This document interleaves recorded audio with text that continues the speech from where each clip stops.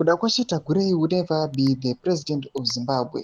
Azvipere mushe panguva ine Trump critics obuda achitaura akasimba achiti that will never happen, kuti vanouya vachicrauna aiwa criminal kuti aite the next president of Zimbabwe. Azvipere mushe Kudakwashe Tagwirei ari kufesa resistance yakanyanyisa panguva ine nekuda kulebhliwa kwaari kuita pasocial media achinzi aiwa mafinances ake haazi akati strict, haasi straight, ane allegations of corruption yakanyanya. Rapida mashoko Tagwirei achifesa resistance.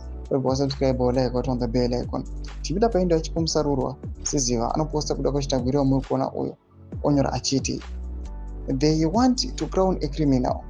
A clown is the next president to shoot the legacy of the past. That will never happen. We are the guardians of the constitution. We are the voice of the people. We will not be silenced, bought or broken. Tomasho wantawana chipomusarurwa achiti zviruletwa nezvigananda panguva ine zvakalika maaudios amakanzo anamuliswa vachiti they are pushing kuti aiwa vasupport Tagwirei aiwa this upcoming conference, kuti Tagwirei ave the successor kwemutungamiri wenyika wemasodamdzo mnangagwa. Since pakanzwa mutungamiri wenyika akataura akati I'm a constitutionalist, ndicharesigna kana term yake yapera muna 2028. But panguva ino pane confusion iripo just because pane maversions akasiyana siyana.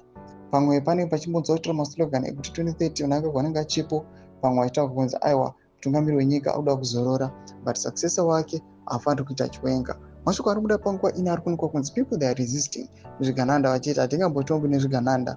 People vanyatsozivikanwa kuti kana vachinge vava fully aiwa in control of Zimbabwe, every institution inotocollapse nekuda kwecorruption yavo. Imbozai mafungiro enyu moti kudii pamusoro pechitiko ichi.